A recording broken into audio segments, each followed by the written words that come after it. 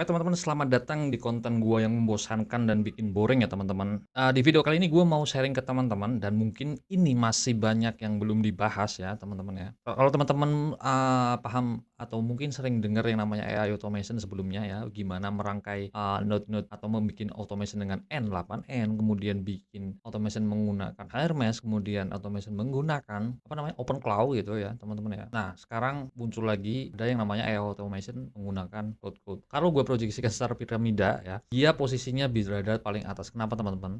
Karena dari Cloud Code ini, kita bisa bikin sistem otomasi yang membuat suatu automation dari masing-masing tools-tools tersebut. Gampangnya itu gini teman-teman. Nah, untuk infrastrukturnya itu kita pakai yang namanya Cloud Code atau automation ya, kita bisa nyambung ke N8N ya, terus kemudian bisa juga ke OpenClaw, terus kemudian juga bisa ke Hermes. Dan ini sangat fleksibel ya teman-teman. Orang-orang yang menggunakan AI automation ini gue bagi tiga ya teman-teman. Yang pertama itu hanya sekedar penghobi ya.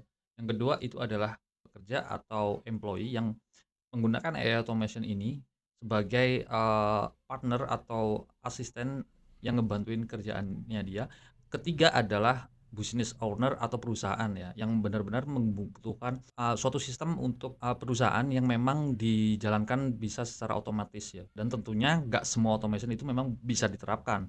Memang harus kita bedah secara lebih mendalam gitu ya teman-teman. Nah, untuk itu gua mau share ke teman-teman ya, nggak salah jika teman-teman hanya sekedar penghobi ya, it's okay, nggak ada yang salah dengan itu. Tapi kalau misalkan hobi doang tapi nggak bisa dimonetize, it's for what gitu ya. Itu subjektif gue ya, lu bisa bantah kapan pun it's okay, nggak masalah ya. Tapi yang mau gue terangin di sini, yang mau gue sharing-kan ke teman-teman di sini ya, gimana sih cara kita untuk memonetasi AI automation atau skill AI automation yang kita punya ya. Langsung aja teman-teman. Nah, di sini gue mau sharing ya gimana, framework ini gue buat, gimana cara kerja atau workflow yang gue buat agar, AI automation ini bisa berjalan di atas tools-tool yang gue sebutin tadi kayak seperti N8N, terus kemudian OpenClaw, kemudian Hermes dan lain sebagainya. Nah, di sini nanti gue akan jelaskan secara sederhana ya, gimana kita belajar dengan Cloud Code, kemudian membuat framework WAT ya, kemudian dan monetasi otomasi secara cerdas. Nah, apa sih WAT itu ya teman-teman? WAT itu adalah workflow, agent, kemudian tools ya. Itu ya teman-teman ya.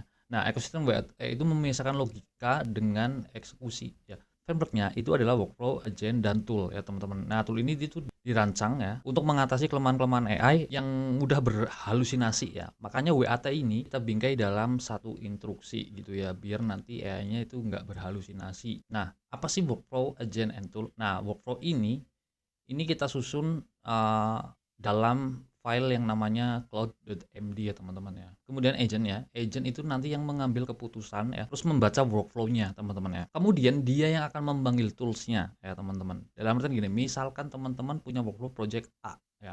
Nah, dalam project A ini untuk terrealisasi dan berjalan itu membutuhkan tool apa aja. Nah, agen itu nanti yang akan membaca workflow tersebut dan nanti menyediakan tools apa aja yang dibutuhkan untuk membuat, AI automation itu ya. Sebagai contohnya salah satunya seperti ini teman-teman. Nah, kalau otomasi tradisional atau automation tradisional itu, memetakan skenario itu manual ya.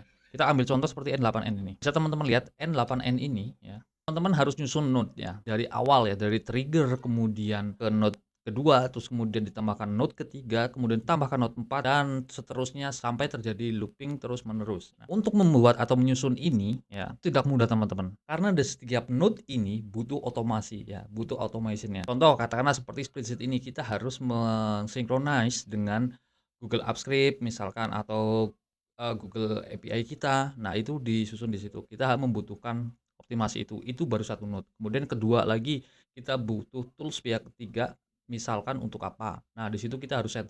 Nah, di masing-masing node ini kita harus setting manual ya teman-teman. Kita harus butuh API-nya, kemudian kita harus setting coding-nya dan kemudian kita juga harus setting prompt-nya juga di masing-masing node ini.